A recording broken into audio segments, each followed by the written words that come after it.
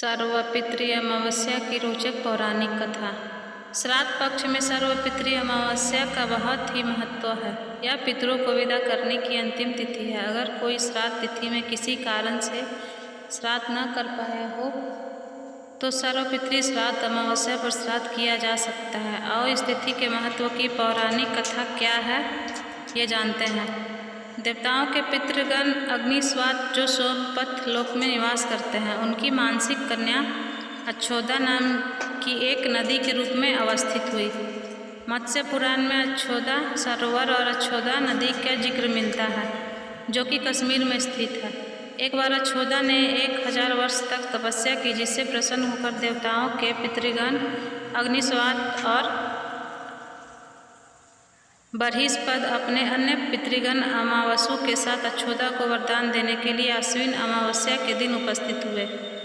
उन्होंने अच्छोदा से कहा कि हे पुत्री, हम सभी तुम्हारी तपस्या से अति प्रसन्न हैं, इसलिए जो चाहो वर मांग लो। लेकिन अच्छोदा ने अपने पितरों की तरफ ध्यान नहीं दिया और वह अति तेजस्वी पितरी अमावसु को अपलक निहारती रही। पितरों के बार बार कहने पर उसने कहा, हे भगवान, क्या आप मुझे सचमुच वरदान देना चाहते हैं? इस पर तेजस्वी पितरु अमावसु ने कहा, हे अच्छोदा, वरदान पर तुम्हारा अधिकार सिद्ध है, इसलिए निसंकोच कहो। अच्छोदा ने कहा, भगवान, यदि आप मुझे वरदान देना ही चाहते हैं तो मैं तत्क्षण आपके साथ रमन कर आनंद लेना चाहती हूँ। अच्छोदा के इस तरह कहे जाने पर सभी पितृ क्रोधित हो गए। उन्होंने अच्छोदा को श्राप दिया कि वह पितृ लोक से पतित होकर पृथ्वी लोक पर जाएगी। पितरों के इस तरह श्राप दिए जाने पर अच्छोदा पितरों के पैरों में गिरकर रोने लगी।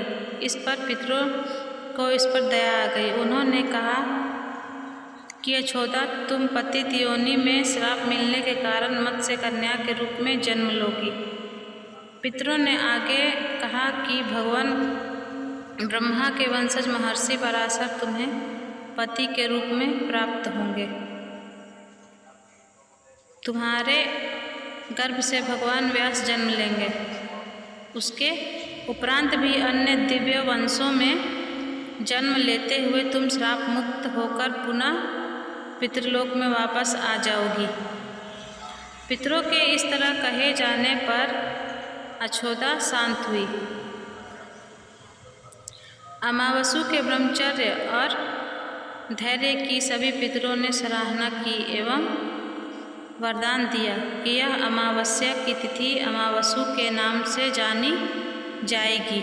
जो प्राणी किसी भी दिन श्राद्ध न कर पाए, वह केवल अमावस्या के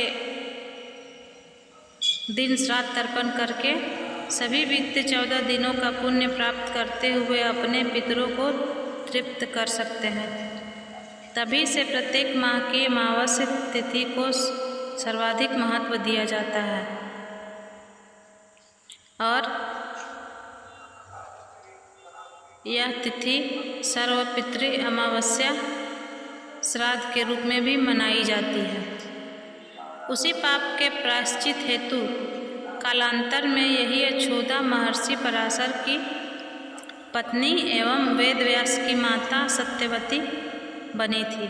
तत्पश्चात समुद्र के अंशभूत शांतनु की पत्नी हुई और 2 पुत्र चित्रांगद तथा विचित्र वीर्य को जन्म दिया था। इन्हीं के नाम से कलयुग में अष्टका श्राद्ध मनाया जाता है।